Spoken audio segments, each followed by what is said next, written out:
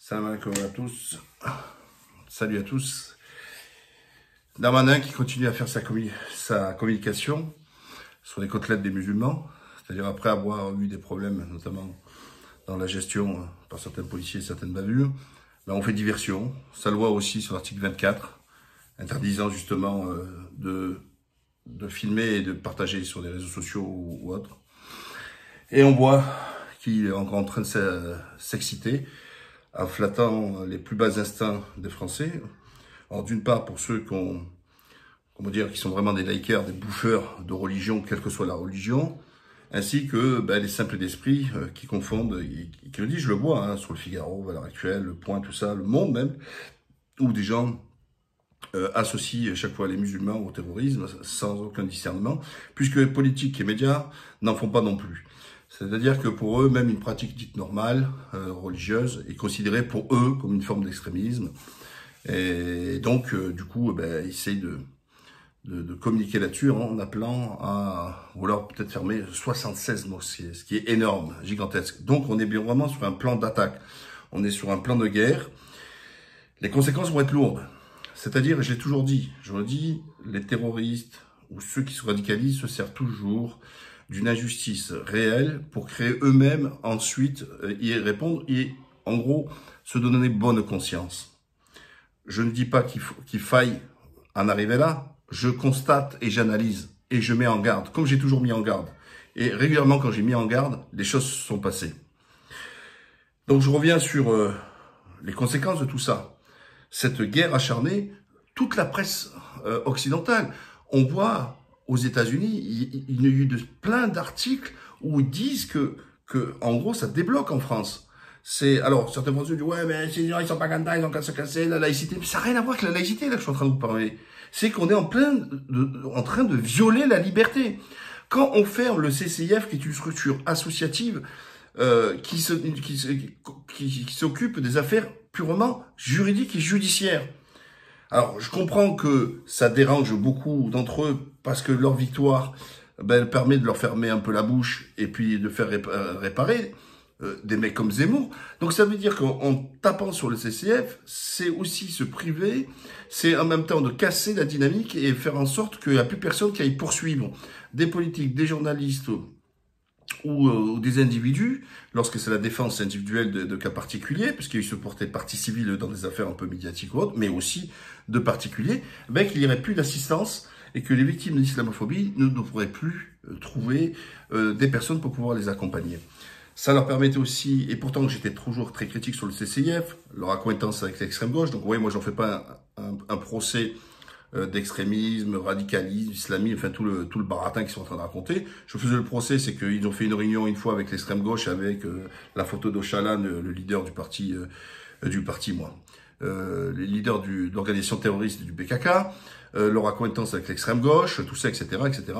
Et je trouvais que c'était d'ailleurs je trouvais que c'était pas le rôle de le faire, et deux, c'est que je trouve que c'est incompatible avec les valeurs de l'islam, parce que l'idéologie d'extrême gauche, ils pensent justement que les religieux, c'est des gens qui sont aliénés. Voilà, mais bon, s'ils n'ont pas de culture politique, c'est pas mon problème. Donc, je suis encore, mes propos sont encore beaucoup plus forts et beaucoup plus, je veux dire, peut être beaucoup plus crédibles dans la mesure où je les ai toujours régulièrement condamnés ou mettre en spectacle des victimes pour essayer de récupérer des dons. Voilà. Mais revenons à l'essentiel. Non, ça c'était vraiment une parenthèse pour ceux qui ne me connaissent pas et qui n'ont pas l'habitude de me suivre. Le CCF, donc, n'a commis aucun. J'ai vu, moi, les motivations. C'est hallucinant. En fait, ils ont fait un truc de bric et de brac, disant qu'il y avait des commentaires aussi qui étaient faits sur leur poste. Mais attendez, mais vous allez rien que sur Le Monde, Le Figaro, Le Point et compagnie, allez voir la haine qui y a là-dessus. Et pourtant, on ne fait pas le procès, on ne ferme pas Le Monde, on ne ferme pas Le Figaro, on ne ferme pas tous ces organes de presse, ou pour lesquels des gens se déchaînent avec des commentaires odieux. Donc, les gens ne sont pas responsables juridiquement du commentaire que peuvent faire certains individus. Mais quand on veut tuer son chien, on dit qu'il a la rage, et c'est le cas pour le CCIF. Revient sur l'histoire, donc l'histoire du CCF. Donc maintenant, on s'attaque aux mosquées. Donc, les Anglais, les Américains, de beaucoup de pays au monde, parce qu'on nous montre, vous voyez, que les manifestations au Pakistan ou autres, où les gens sont vraiment avec la rage et compagnie, on dit, regardez, les manifestations des islamistes. Parce qu'en fait, si vous n'êtes pas d'accord avec eux, comme pour les médias, ils vous disent, ils vous souhaitent la fatwa islamiste. Et là, on vous disqualifie, vous êtes foutus. C'est-à-dire le même mot islamiste qui est utilisé quand on définit Mera qui a tué des juifs, ou Koulibaly et tout ça qui ont commis des crimes sur Paris. Vous voyez, c'est la même sémantique. Donc en gros, on vous traite de terroristes, de tueurs, tout ça, etc. Parce qu'ils ont inventé le mot islamiste, qui le mettent dans un fourre-tout. Vous voyez, sauf que le fourre-tout là, ça commence à bien faire. Et donc, comme je vous disais, certaines personnes vont au contraire, peut-être prendre les armes, se retourner. Alors, au lieu de faire nation, c'est-à-dire essayer d'inviter, d'ailleurs, nation, encore une parenthèse, désolé, vous voyez, le CCIF, ils avaient fait une campagne de pub en disant nous sommes la nation, vous voyez. Donc, on peut pas les traiter de la nation parce que eux-mêmes se sont réclamés de la nation. Parce que je sais qu'il y en a qui viennent poser la question, ouais, mais Mourad, alors si les mecs ils détestent la France ou ils préfèrent la France, il a ici, cela. Attendez. Mélangez pas tout. Déjà, critiquer la France, on a le droit. Le problème, c'est que quand c'est Francis qui critique le gouvernement, on dit en gros, ça fait partie de la démocratie, de la liberté d'expression et d'opinion. Quand c'est moi ou d'autres qui, sous prétexte qu'on soit basané, qu'on n'ait pas un prénom sur le calendrier chrétien, on dit, oh, mais vous crachez sur la France. Attendez, faut savoir quoi. Donc en gros, on revient à l'époque de l'Algérie française, où alors les autochtones n'avaient pas le droit de vote. Donc en gros, on n'a pas le droit de citer, on n'a pas le droit de se manifester, on n'a pas le droit de dire d'exprimer verbalement et même physiquement notre volonté politique. Donc en fait, non, c'est pas possible. Chaque fois que c'est tout ça, chaque fois que je vois que je mets un commentaire dans un des médias, les autres ils m'attaquent. Pourquoi? Pour mon nom. Et c'est les mêmes qui vont vous dire, mais pourquoi ils n'aiment pas la France? Pourquoi ils ne mettent pas la France en premier? Pourquoi ils mettent ça? Mais vous ne cessez de pas accepter qu'on soit français à part entière. Pour vous, on n'est pas.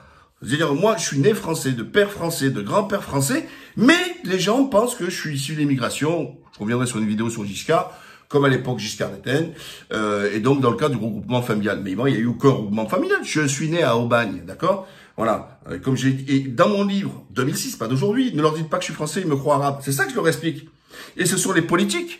C'est-à-dire que moi, je me suis toujours su français, pas de problème en équipe de France avec le coq. Le jour où je suis rentré en politique, ils m'ont vu non plus comme un homme, un Français ordinaire, on m'a prêté comme un mec de la diversité. On m'a pris pour, voyez, pour un mec à part. Mais pourquoi? Alors que moi, je réclamais le droit commun, c'est-à-dire oublie-moi de ma traçabilité. Mais ça, c'est réservé qu'aux Arabes, il faut être clair, hein, aux Maghrébins. Hein. C'est-à-dire peut-être les Maghrébins, t'es mort. Hein. Ça et les Noirs, hein, africains. Hein. Mais c'est surtout les Maghrébins. C'est-à-dire que pour eux, on peut pas être des Français à part entière. On sera toujours des demi-Français. Donc c'est pas en attaquant, comme il le fait là, les musulmans à travers les mosquées, etc., qu'on va renforcer le sentiment national. Vous savez, aux États-Unis, bien qu'il y ait des discriminations sur les Afro-Américains, qu'il y ait des attaques sur les Afro-Américains, et même, on peut dire, du personnel de la police, tout ça, qui participe à attaquer, n'empêche que ils sont tous américains, l'hymne national américain, etc. Mais, vous voyez, mais en même temps, eux, ils sont nations. Vous voyez, on leur dit pas on va les expulser, on leur dit pas que ce sont des noirs de trop, etc. Ils sont le cœur de l'Amérique. Sauf qu'en France, non. Et le pire, c'est quand je vois des noms, mais les mecs, ils ont des noms d'origine polonaise, italienne, espagnole, portugaise. Mais comment tu vas me la ramener, toi? T'es français d'une génération, etc. Et tu arrives, tu veux jouer plus blanc que blanc, à la forme Zemmour, en disant que non, vous serez plus français parce que blanc, et comme vous dites, de racines chrétiennes, etc. Donc, c'est 76 là qui arrivé, mais qu'est-ce qu'ils reprochent? Si c'est des individus qui se sont manqués, attendez, on applique le droit commun, putain de merde, c'est pas compliqué ça. Le mec il s'est loupé, il est étranger par exemple, il est imam, parce que chaque fois on associe étranger, immigration, islam, immigration, islam, immigration, islam. Du coup les gens pensent que c'est un corps étranger et que l'islam c'est quelque chose qui vient de l'extérieur. Non mais attendez, il y a des bons Français de souche, comme on dit, de plusieurs générations, qui sont convertis à l'islam, qui sont musulmans. Donc arrêtez vos conneries, arrêtez de penser que d'associer islam et immigration. Les autres, ils disent, ouais, on a qu'à les expulser. Mais s'ils sont français, pauvre couillon, comment tu veux l'expulser où? En musulmanisme, ça n'existe pas. Donc revenons aux choses. S'il y a un imam, s'il y a un dirigeant d'une association, d'une mosquée, qui est étranger et qui se manque, prenez-le, jetez-le dans un avion, expulsez-le. Même si, entre nous, c'est des gens qui ont été fabriqués en France. C'est pas des gens qui ont été fabriqués dans leur pays d'origine. Mais c'est pas grave, on les prend, allez, vous barzinguez. Et vous voyez, pas de prison en France, pas de double peine, simple peine. Prends tes affaires, tu dégages. Voilà. Ils critiquent la France, etc., etc.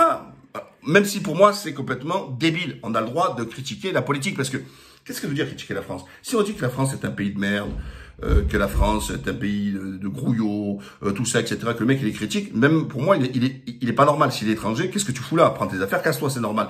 Mais s'il critique la politique de Macron, s'il critique Macron ou demain un autre gouvernement, attendez, ça fait partie du débat démocratique, il a le droit de critiquer. Et donc là, il n'y a pas expulsion. Vous voyez là quand même la nuance entre les deux, entre cracher en gros sur le pays qui nous accueille, parce que je dis encore, les étrangers en France, ce sont des invités, et quand on est invité, on doit bien se comporter. Mais si ça franchise les lois, parler d'un discours qui n'est pas conforme aux règles et tout ça, invitant justement de ne pas respecter les lois, ou invitant à essayer de faire des pratiques qui ne sont pas autorisées en France, prenez, qu'ils soient mis en prison, qu'ils soient expulsés. S'ils sont français, mais le droit commun s'applique. Vous les mettez poursuivis par le parquet, vous ouvrez une instruction si vous voulez par un juge d'instruction, et puis derrière, la justice tranchera le litige. Mais pourquoi fermer les mosquées? D'accord? Pourquoi priver? Vous savez que ces mosquées ont été payées durement, certains par leur sueur, certains, pour la plupart, par des dons, des gens qui ont fait des gens qui ont fait bénévolement récolter ces sommes d'argent en faisant les marchés, le porte-à-porte, en faisant des kermesses, en faisant tout ce que vous voulez. Les gens sont mobilisés pour payer leur mosquée, mètre par mètre. Pourquoi punir toute la collectivité des musulmans dans une mosquée s'il y a un individu qui s'est manqué? Si cet individu il est manqué, je le répète, il doit répondre de ses actes, mais il est hors de question de continuer et de subir et d'accepter que Darmanin veut punir l'ensemble de la communauté musulmane qui participe, par exemple, dans cette mosquée. 76, imaginez qu'il y a 1000 personnes. Ça veut dire que c'est 76 000 personnes qui vont être privées de mosquée à cause de peut-être 76 individus. Et encore, dans la mesure où ils sont coupables de quelque chose. Parce que quand je vois comment eux, ils dénoncent certaines choses, quand lui, Darmanin, il me parle que c'est du communautarisme pour pouvoir acheter du halal dans un supermarché, vous voyez, je me méfie. Vous voyez, j'ai besoin d'avoir des éléments. Quand je vois comme ils ont dissous le TCF au Bagassi avec des éléments complètement fallacieux, je doute fort quels sont les arguments pour pouvoir dire telle personne est manquée, on va fermer. Donc ça, c'est hyper important. Et moi, je peux vous dire qu'il faut pas lâcher le morceau. Il faudra se battre et se combattre. Ah, je sais que regardez, les musulmans sont dociles. On leur chie dessus tous les jours. On les insulte, on les caricature, on jette l'opprobre sur eux. On en fait des Français de trop ou pas assez, ou alors des Français qui ne le seraient pas, etc. Et ils disent pas un mot. Et tous les collabeurs, là, toutes les structures, le CFCM, tout ça et compagnie, etc., ils sont où pour manifester pour leur colère? Je ne parlerai pas des imams 2.0 qui sont restés à zéro. D'accord? Eux, ce qui compte, c'est faire l'oseille. Voilà, là, on s'écarte. Mais attendez, c'est grave ce qui est en train de se passer. Il faut une réaction forte. Il ne faut pas laisser ces 76 structures, mosquées, fermées. Il faut se dire, interpeller les individus qui ont fait commis. Attendez, s'il fallait fermer toutes les boîtes, où chaque fois qu'il y en a un qui a commis un crime ou un délit, on n'est pas sorti de l'auberge. Il faudrait fermer presque tout. D'accord? Est-ce qu'on a fermé la police nationale parce que on a des policiers qui sont envoyés aux assises sur l'affaire de Théo? D'accord? Est-ce qu'on envoie pour l'affaire de Michel, on va fermer le commissariat de police parce que justement dans le 17e, il y a des policiers qui se sont manqués parce qu'ils sont tabassé un mec? Non. Les policiers qui ont commis un crime ou un délit selon comme c'est qualifié par la justice, devront répondre de leur acte. Mais en aucun cas, jeter l'opprobre sur l'ensemble de la communauté de la police. Hein, c'est clair. Donc, discernement. Alors, d'un côté, il faudrait du discernement. Concernant les musulmans, aucun discernement. C'est tous des coupables. Ou tous des présumés coupables où, à un moment donné, ils sont capables d'aller jusqu'au bout. Donc, moi, il faut réagir. Il faut réagir. Et arrêter de frôler les murs. Parce que je vois plein de musulmans qui ont peur. Je vous le dis encore. Si vous avez peur de Darmanin et de Macron, allez manger du cochon et une bouteille de whisky. Parce que c'est la seule personne la seule chose qu'on devrait avoir peur, c'est la peur de déplaire à Allah, de déplaire à Dieu. C'est lui le big boss, c'est lui le patron. C'est à lui où on doit faire nos requêtes. C'est à lui où on demande la confiance. Et qu'est-ce qu'il nous dit dans l'islam? Les injustices doivent être combattues. Elle est où votre injustice combattue pour vous? C'est quand vous faites rien, vous êtes planqué, vous dites non, mais même un like, je vous l'ai dit, moi quand je le fais, je le vois moi sur mes posts. Il y a très peu de likes. Les gens, ils disent, regarde, mais ils ont peur du like. Oui, après, ils risquent de m'afficher, tout ça, etc. Alors, je vous parle pas de ceux qui m'ont toujours dit, mais Mourad, t'as pas peur pour toi qui te procède, etc. Alors, il y en a qui, bon, certaines langues de pute vont dire que ouais, je suis en Turquie, mais en France, j'avais le même tenir. Moi, en 2013, après les perquisitions à l'aveugle, etc., j'ai, avec force, défoncé sur Facebook, défoncé à la radio, quand j'étais à la radio encore à Beurre FM, je les ai condamnés, moi, toutes ces attaques faites pour des perquisitions à l'aveugle. Et pourtant, j'ai rien eu, j'ai pas été perquisitionné. Des copains ont été perquisitionnés, je les dénoncé avec force. J'ai pas été perquisitionné. Pourquoi? Même s'il y a un peu de médiocrité dans les services de renseignement, ils sont pas autant médiocres à croire qu'un mec comme moi pourrait s'affranchir. Donc je vois pas de quoi vous avez peur. C'est ça que je comprends pas. De quoi vous avez peur?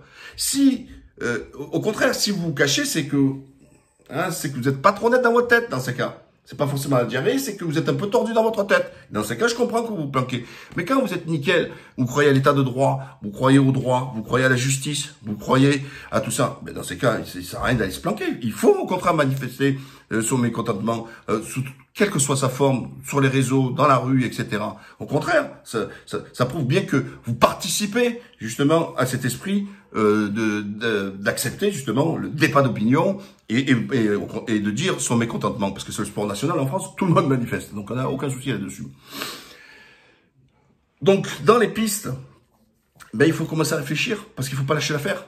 Il faut pas laisser faire, parce que demain c'est 76, après ça va être 200, ça va être 300, et qu'on sache, parce qu'il suffit pas de jeter l'opprobre, qu'ils nous disent c'est quoi qui est reproché exactement, parce que c'est trop facile, je vous le dis, d'arriver en disant, parce que c'est dans l'air du temps. Quand on va chier sur les musulmans, etc., oh, on leur dit islamistes, ils disent, oh, allez-y, fermez-les, fermez-les. Et puis je vois, sous le Figaro, il y a encore des gens, ouais, mais il faut toutes les fermer, les mosquées. Et puis les gens, ils disent, ils sont pas contents, ils ont collé dans leur pays, tout ça. Et on parle encore de français. Alors comment tu veux que le mec, il se sente français à part entière, qui défende la France, quand toi, tu arrives, tu lui dis que non, ben, t'es pas français, tu dois te casser dans un pays musulman. Et quand les gens nous parlent, ouais, mais allez voir dans les pays musulmans si on respecte les autres. Oui, il y a beaucoup de pays musulmans où il y a des églises, il y a des synagogues, etc. Moi, je vis en Turquie. Nous avons toutes les églises.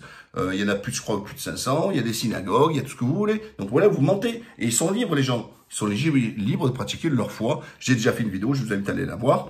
J'en profite pour les gens de vous abonner, parce qu'il n'y en a pas beaucoup qui ont compris qu'il fallait s'abonner aussi. Et je développe YouTube pour ne plus subir Facebook. Mais oui, ça aussi, c'est encore la liberté d'expression. Voilà ce que je tenais à dire. Moi, je suis inquiet de l'allure que ça prend. Parce que je vous dis, le monde musulman, en dehors de l'Arabie Saoudite, des Émiratis, et tout de Macron, les potes de Macron, les grosses dictatures qui sont là, qui sévissent sur leur peuple, et comme ils ont le consentement de Macron, ils ferment leur gueule sur les musulmans de France qui n'ont strictement rien à foutre. Mais la Turquie, comme Erdogan qui l'a ouvert, ou le Pakistan, ou d'autres pays, ou le Sénégal, on a vu les Sénégalais aussi, et dans d'autres pays, on a vu en Corée, on a vu Hong Kong, tout ça, etc. Donc, et bien sûr le monde occidental, chrétien, etc., qui ne comprennent pas cet acharnement qui est fait sur les musulmans. Donc on a aujourd'hui, et d'ailleurs Erdogan l'a dit dernièrement, en disant que il faut vivement qu'il parte, Macron. Oui, parce que Macron fait du mal à la France et aux Français à l'extérieur du pays, parce que je peux dire qu'il n'est pas bon temps de dire d'être français à l'extérieur du pays, avec tout ce que les gens peuvent penser de ce qu'il fait sur la guerre aux musulmans de confession musulmane, de Français de confession musulmane en France, mais aussi sur sa politique extérieure, où il est en accointance avec les pires dictatures, Al-Sisi en Égypte, MBZ dans les pays arabes unis, MBS en Arabie Saoudite, enfin les pires régimes au monde, les pires barbares, et qui sont les alliés, et qui les soutiennent en leur donnant des armes pour aller faire un génocide au Yémen, ce qui est le soutien en Libye avec Haftar, soutenir Bachar, puisque les Émiratis ont soutenu Bachar pour massacrer encore à Idlib, vous avez envoyé des bombes, mais voilà. Donc tout ça, à un moment donné, ça fait du tort à la France, et ça fait du tort aux Français. Et j'invite aussi les autres aussi, distinguer la différence. Autant je peux demander aux autres Français de faire la différence entre la différence entre un musulman normal et un musulman qui se radicalisent, autant je demande exactement la même chose aux autres, de dire que c'est pas la France qui est raciste, c'est pas les Français qui sont racistes, c'est pas la France qui fait la chasse aux musulmans, c'est pas les Français qui font la chasse aux musulmans, c'est ce gouvernement qui a le pouvoir, qui est en train de mener tout cela. Donc il faut bien distinguer. À l'époque de Vichy, à l'époque de la France, Vichy c'était l'État, et pourtant c'était pour nous c'était pas la France. La France c'était qui? C'était les résistants. Eh ben, c'est exactement la même situation aujourd'hui. Hein, les collabos, c'est Vichy pour moi, c'est ce gouvernement. Et oui, avec sa politique d'exception, etc. Voilà les amis, je vous laisse. Elle a été longue, désolé. À la prochaine. Salam alaikum à tous. Bye bye.